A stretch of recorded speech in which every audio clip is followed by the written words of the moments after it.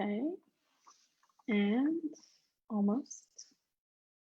There we are. Okay, and we are live. Hello, everyone, and welcome to our Good Deeds Day Facebook Live mini-series. In this series, as you know already, we've been having conversations with our partners from all over the world about projects and the work that they're doing during this COVID-19 pandemic, sharing the work that they do regardless, which is fabulous work, and how they are adjusting and what tips and things that we can learn looking into our current present and into the futures. My name is Tova Gard. Sometimes I forget to say that. And I oversee global partnerships and sponsorships here at Good Deeds Day. And today I am speaking with Elena Martin, I hope I said that correctly, program manager at Idealist in Spain. Welcome. How are you doing? Hi, Tova. How are you? I'm doing great. Very happy to be with you today. I'm doing good, and I'm really excited for our conversation today. Everybody doesn't know what we're talking about, but I already do, so I'm excited for our conversation.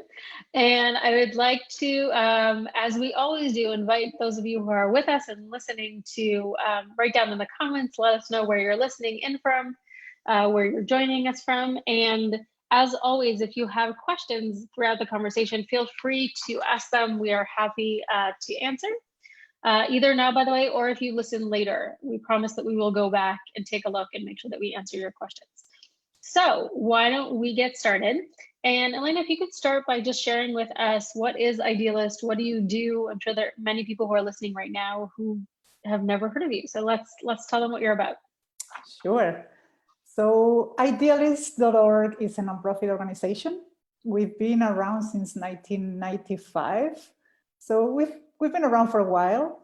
And we are based mainly in the United States. The organization started in New York. And for the English-speaking countries, mainly the United States. But starting in 2001, we also kind of wanted to be part of the Spanish-speaking world. So we are in Latin America from that time. And I am the person who is kind of behind the scenes of the Spanish side of Idealist. Though Idealist is global. And basically what we provide is a space for organizations and people to connect. It's like a hub where any organization, any social enterprise, governmental agency can come and make visible the work that they are doing. And for people who are looking into how to contribute, how to be part of different causes, volunteer opportunities, if they're looking for a volunteer opportunity, for a job in the nonprofit sector, if they're looking into projects that other people are doing, events that are happening. This is like the space where they can all meet each other. And the whole idea behind Idealist is like, how can we move more people to turn their good intentions into actions? We feel like there are a lot of people around the world who want to do good. We are more of the ones who want to do good than the opposite, even when those sometimes make more noise. And how can we facilitate that, that bridge? The people who want to do something end up not disappointed and not knowing what to do, but find the resource or the organization or the opportunity or the person who they can kind of partner with and start moving forward.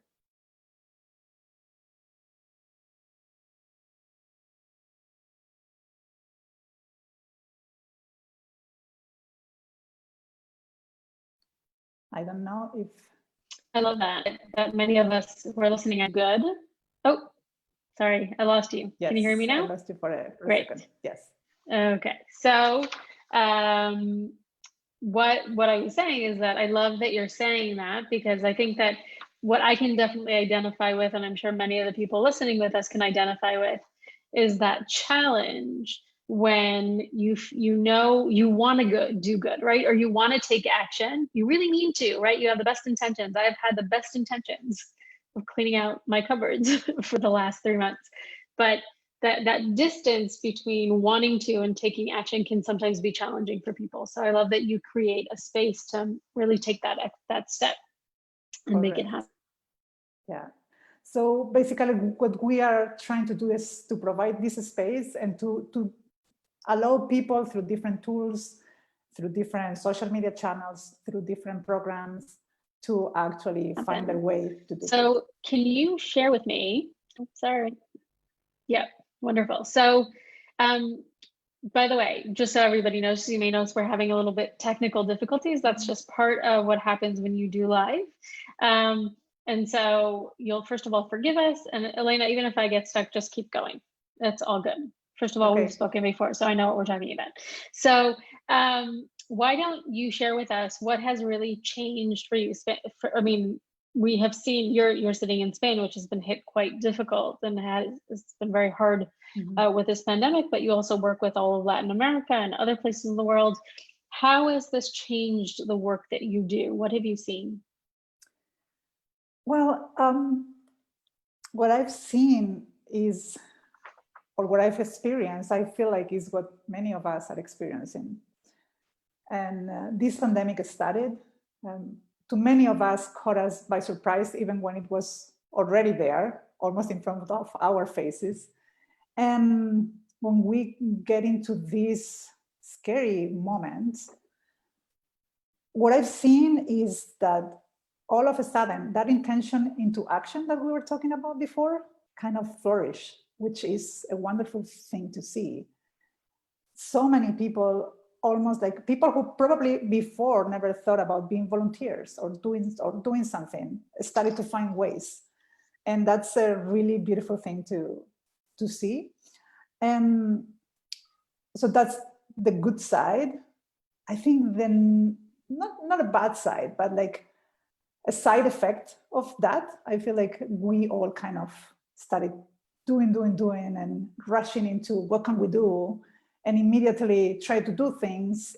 And I've noticed, since I talked to many different countries, many different people, many different organizations, how we in ways started overlapping the work that we are all doing, not coordinating well enough, not taking the time to actually provide so much more value, because we are so caught up to the doing. We have to do something, we have to do something. And that is coming from a really good place. But my reflection after these 2-3 months, that we are going into 3 months already, is that more than ever before, probably we are caught up in the doing, and we need to take the time to actually think about what is it that we're doing, why are we doing what we're doing, and is this the best way to provide value for the needs that we have now. Like, for example,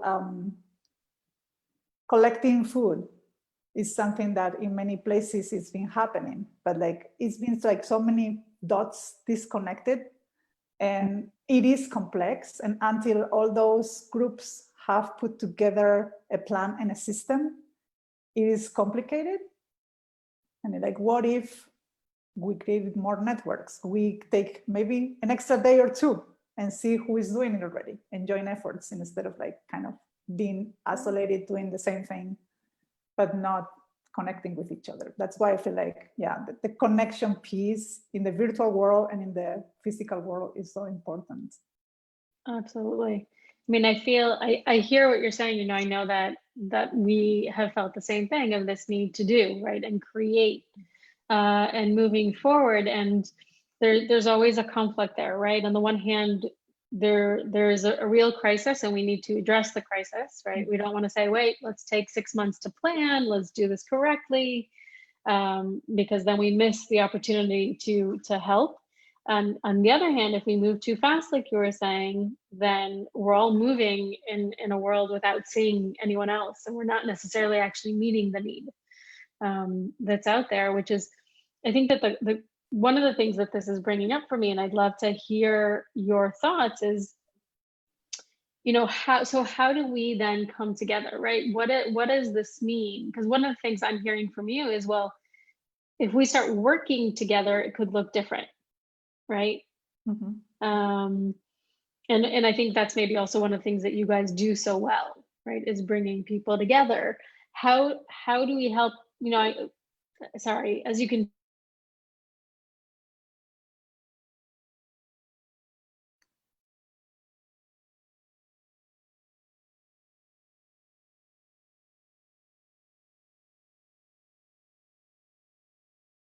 can see I'm thinking as I'm talking, which happens to me, but just what's in front of them. You're going to have to repeat the question because you broke it a little bit. So I broke up the whole last of your, of course, the most important question. part. So the question was, how do we help organizations, instead of seeing what's right in front of them, also see what is around them, right? So we work better together. And that is a conversation that we are actually having right now on Idealist. We have this platform with good features that have been there for a long time. It's a good directory where people can go and post and people can go and find. But what we keep seeing is those disconnections. Like, it doesn't matter, we have been working on this for 20 years. Disconnection still exists. So one of the conversations that we are having these days is exactly that. It's like, how do we really provide the spaces for that to happen? Not just like go and pick and leave, but go and connect and start like a conversation maybe with that person or with those two other organizations that are in your town and are working with the same issues. So the how, I guess it can have many different ways. Yeah. But I see Idealist as the place where we create spaces for people and organizations. And that's probably where we are going next. How do we provide? And in this way, like the virtual world help us a lot. Technology will help to actually identify, first of all, people or organizations who are doing things and who are looking into, hey, I'm stuck, I have this and this and this obstacle because I want to accomplish these results, but I'm alone or I'm not finding the way. So how do we connect others who are in the same position? Or how do we connect a company who is working with a certain issue or with a certain product and is also looking into how can they do good? And an organization that is doing the same thing, let's say like working with clean water, and a company that is building or is creating filters for water, and the government. What are the laws out there who can maybe change certain things, and how can we create spaces to put all these people together? Mm-hmm. And I feel like also mixing sectors, we mostly work with the nonprofit sector, but more and more we are opening to other sectors of society because we are all in this together. So I guess the short answer would be generating spaces where we can all share and hear each other what we're doing and join efforts, which is something that with the Sustainable Development Goals is one of the goals, the number 17, partnerships. I feel like partnerships are great, but sometimes you need someone behind who kind of instigate, like those kind of spaces where people can get together and meet and then work together. Absolutely. And I think that is one of our goals at Good Deeds Day. I know as we do our regional meetings and bring people together, is trying to say, how can we work together as a network, right? And this is part of, I think, what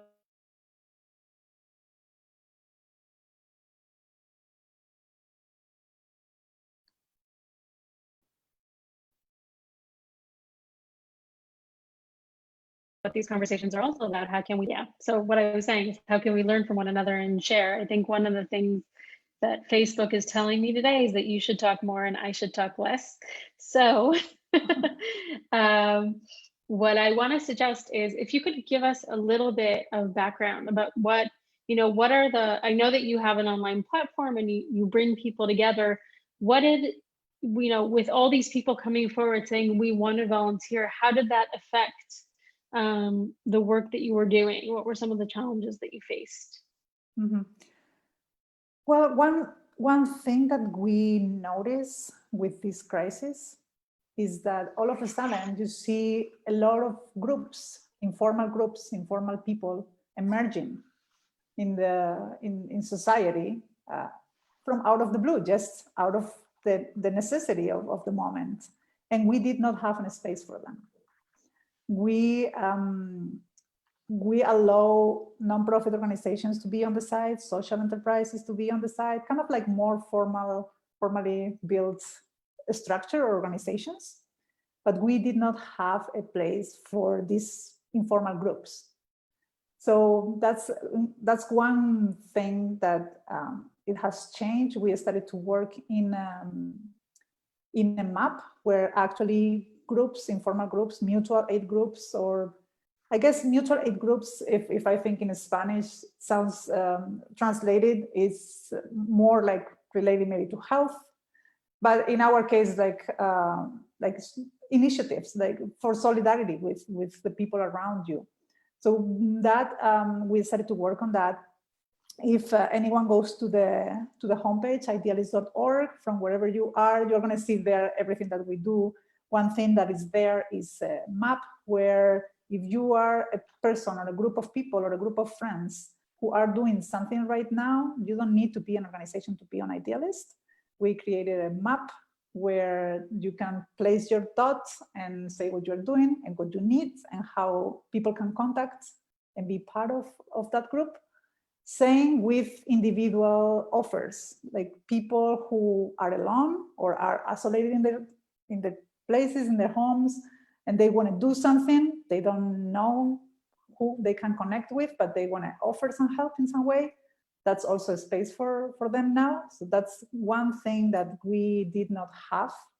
And that is kind of opening our eyes in a way that the world is changing and everybody's trying to contribute. And you now don't need to be a formal organization. Like you can be just a group of people who, a lot of people everywhere are doing really great things, but they are totally hidden. They are anonymous, and people around them, they don't know. So we want to start providing that space for them too. I love that you just said that, because I think that is such a strong message, right? You don't have to be an organization in order to make a difference, right? Absolutely. And maybe that is a great paradigm shift for everyone out there, right? It's not, don't always say, oh, well, I'm not an organization, or I have to be part of an organization, or let me find. You can bring your friends together and make a difference. I love that. Thank you for sharing that. No, there are many, many, many ways. And it is fun. I realized through the years how when people think about helping, they think about, okay, I want to be a volunteer, but that's not the only way that you can really make the difference. You cannot be a volunteer and work for a multinational corporation, and within the inside of the corporation find ways, maybe through your role, to change things and create an impact. Like, let's say that you need to make some purchase decisions for your company, and you decide that, you know what, I'm not buying coffee from this provider. I'm buying fair trade coffee from this other provider. And I'm in charge of buying coffee for 50 different offices around Europe, let's say. You're making the difference there. So through the years, I've seen how people find creative ways to make the difference, and that doesn't necessarily have to be through an organization. So I just invite everyone to kind of be connected and on Idealist. If they follow us on Facebook, if they follow us on the blog, and everything is on the homepage, they are going to find some inspiration. So for those who are willing to do good and are a little lost, I think as you guys, we provide that inspiration. That's another thing that we definitely are here to do. Yep, absolutely. I think an extremely powerful message for everybody listening today. I would love if you could share, I know that dealing with Spanish-speaking countries, there were some challenges working virtually, and kind of, you know, something that we are all in the world faced with right now, right? We've suddenly moved all our volunteering, all our help from in person to doing things virtually. But you had shared with me some of the uniqueness in working with Spanish-speaking countries. I'd love to hear about that a little bit. I find it. I guess one of the things that I deeply love about working with the Spanish-speaking countries is no matter where you go, people are so warm, people are so willing to help, people give you everything they have, people welcome you in the warmest way. and that's a beautiful thing to see and to experience. At the same time, it is painful when you see the high level of like trust in our countries is an issue sometimes, and that definitely permeates in the virtual world and in the personal world. And every time we try to do something to create groups to bring people together, there is always like you always find someone who tells you something that is like, oh my God, okay, yes. Like, for example, yeah, but if I say that I'm going to be in this place at this time, in this city, then someone who may be in that group and know me will know, oh, her house is empty now. So I can do something bad about it. So people are constantly alert. And building trust is much harder, even when I feel like the hearts of those people are really amazing. But building trust between them is a long run. Yeah. And that's a challenge, but at the same time, it's something beautiful to see when you see people from different countries. Like, for example, we have a Facebook group, Idealistas del Mundo. If anyone wants to join us, we speak Spanish only, but everyone is welcome. And it takes time for people to show up, for people to share. We're also quiet in a way. Like we're very chatty, but virtually we tend to be more quiet. We don't express our opinions that much. We don't share as much, and that's also challenging. Like my organization is based in the United States. I lived there for a few years, and it's just amazing to see the cultural differences between like Americans and Latin Americans. Americans always have an opinion and are willing to take the time to share those opinions. With Latin Americans is harder, probably because of that trust. You have to build that level of trust, and then you have them. Right, which brings up, I think, something that is relevant for everyone, no matter where you are around the world, thinking about who is your audience, right? What are the cultural challenges that we each have? Because each culture has its own challenges, and being able to be aware of what they are so you can then address them. I think sometimes, absolutely, right, talking about the doing is we're in such a hurry that we don't always give consideration to who is on the other side, right? And how can we best not only serve them, but make sure that we're being aware, right, of how they're thinking and how they're going to respond to what it is that we're offering them. And in that regard, I think what is very important, and sometimes we forget because we're caught up in the doing, is maybe before doing something, like check with them, have a conversation with a few people from different places. It's like, hey, we're thinking about doing this. What do you think? And you will discover amazing things. But so frequently, and I'm guilty of that too, with that we want to produce and we want to push things and we want to just like, let's do it, that we almost forget that, hey, but we're doing this for them, not for us. So why don't we bring them to the conversation? And that's something that even within the nonprofit sector, and we all have the best intentions and all that, we tend to forget. We tend to just like immediately get caught up in the producing, and we do need to take into consideration to people on the other side, because they live, and especially with Idealist, it's tricky because we are basically talking to the whole world, and we don't have a target audience in a way. Like we always have this this conflict that is like, but who are we talking to? In a way, to everyone who wants to do good, but that person can be in a safe place with time, with like everything in her or his favor. Or that person, like I talked to someone in Mexico. I never knew where this woman was located. She never told me. She always was talking like, I really want to do something. I play violin, and I love teaching kids to play violin, and I want to do something like in the square in my town. And but she was so scared because she kept saying, like, I live in a zona roja, in a red zone. And she kept repeating, like, she only gave me her name. I don't know anything like much more about her.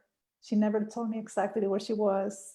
So it's like that conversation for me was very powerful. It's like you can ask people, you can encourage people to do good, but there even in some places where if you are out on the streets, kind of trying for people to join you and to do something good, there may be even people around. It's like, what are you doing? Who do you think you are? Very like songs with a lot of conflict for different reasons, where even that doing good is not welcome. You got to be careful. And yeah, so it's like we need to be very aware of what are we putting up, like what are we creating for people, and how people can really interact with those proposals. You have to integrate them in whatever you're going to do with them.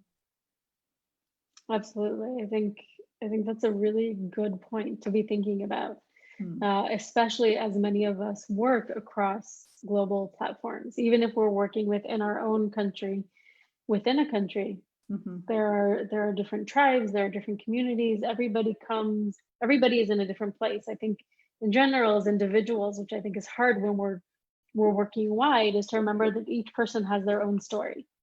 Yes. And yeah. That makes me think a lot. So then what is it that we all have in common? Because definitely you're going to find all those differences, and how do you overcome those obstacles in a way?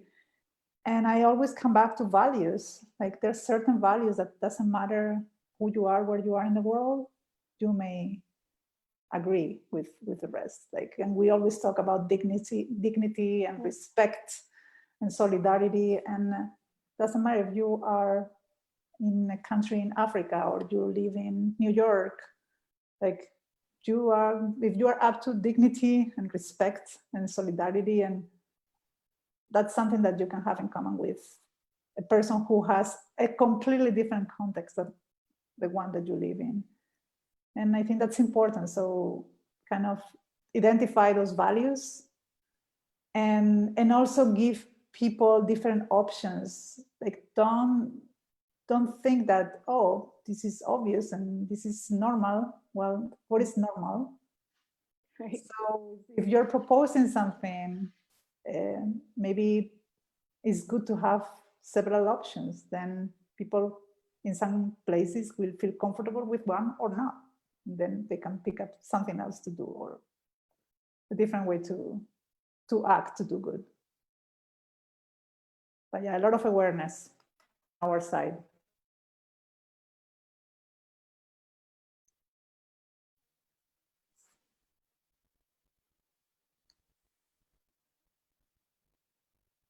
I mean, I think that, first of all, the question we always have, I think that the situation is raised in all of us, first of all, is what is normal, right? What is normal anymore?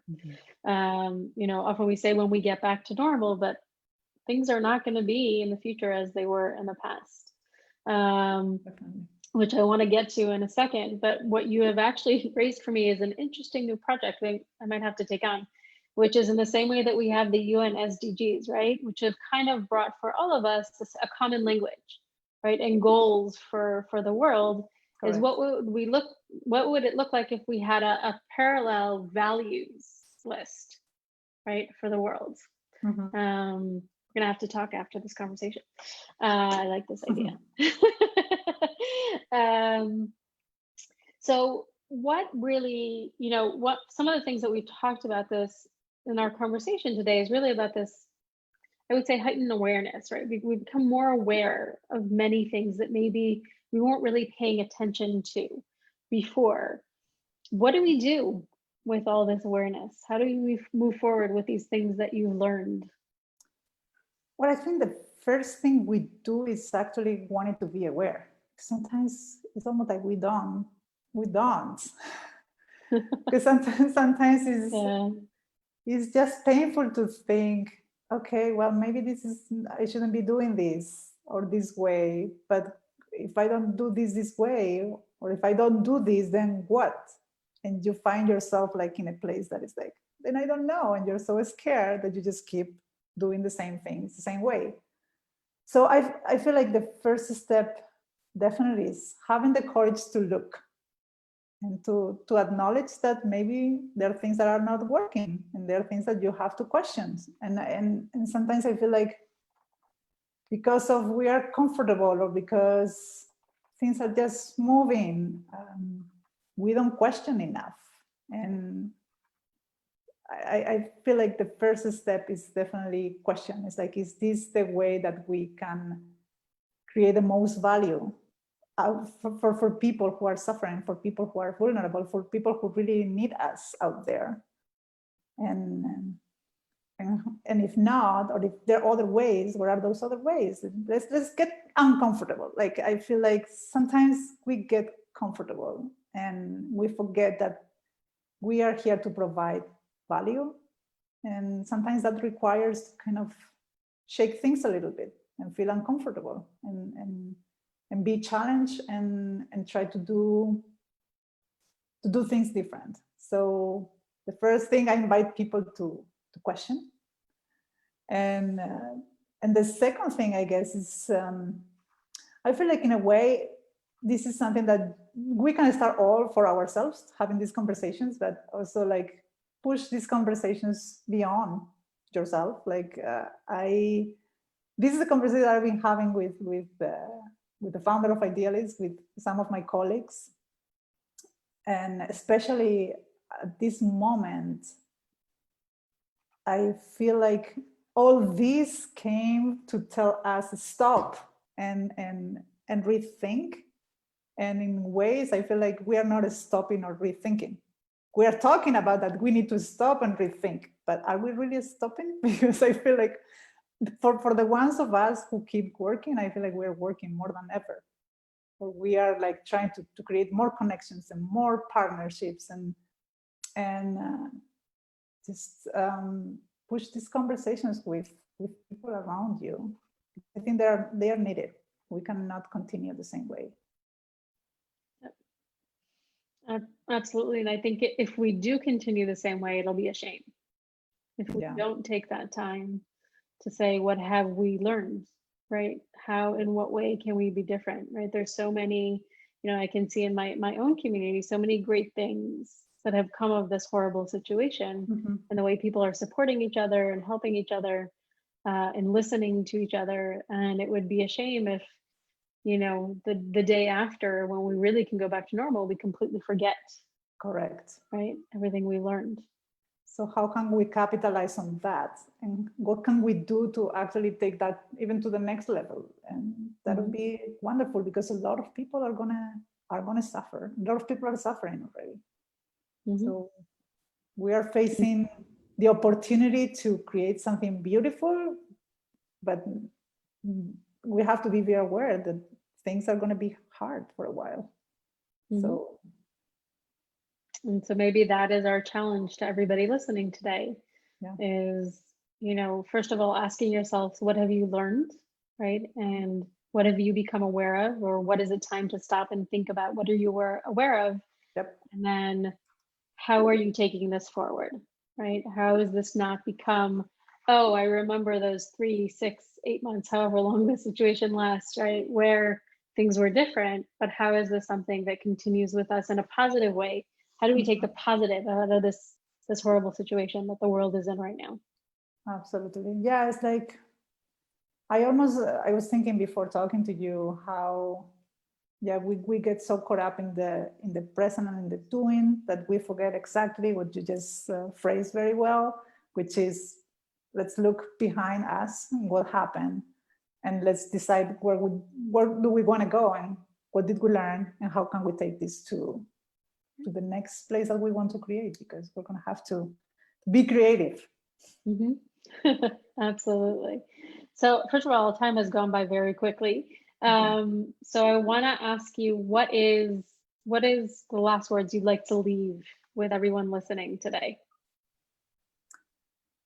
I guess I feel like we have a wonderful opportunity now. I feel like this has happened, and there are a lot of people out there doing amazing things in the world, and I feel they have been, for the most part, hidden. The media is not helping, and in a way, many of us out there want to do good, and we don't even know that so many little movements, informal movements exist already, organizations, like there's a whole ecosystem of things doing good out there.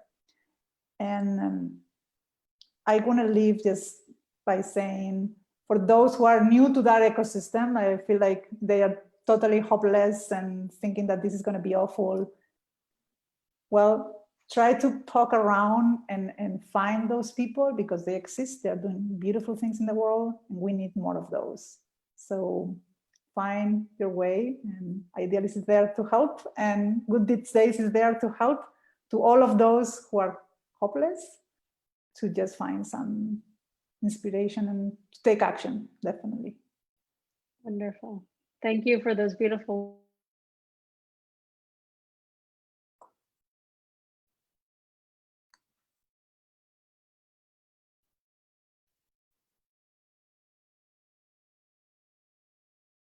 words. If it's not already, it probably is, because we have a fabulous team. We'll make, oh, and we're back. Are we back? Yes. What I was just saying is that, thank you. It was just saying thank you for your beautiful words, and we will make sure, if it's not already there by our great team, that your website is in the comments so people can go in and check out and see how they can join and find their place to do good these days. So thank you so much for your time and these beautiful insights and words. It's really been a pleasure. Thank you. Thank you, Tova. Thank you. So thank you everyone once again for joining us. I hope you enjoyed this. I know that I did. And I want to invite you to our next conversation, which will be on Monday. I don't know about you, but I keep forgetting what day it is today. So when I just looked down at my notes and saw it was Monday, I was like, wait, isn't it Monday right now? But it's not, it's Thursday. So I will see you again on Monday. Our conversation will be at 8 o'clock, 8 a.m. Eastern time. We will meet Margarita Skipina from Hillel Moscow. We're going to be talking to Moscow on Monday. And we're going to be talking about mobilizing students and using your community and community resources when resources are scarce. How do we make that happen? So I look forward to seeing you on Monday. Thank you again for joining us, and I'll see you soon. Bye. Bye-bye.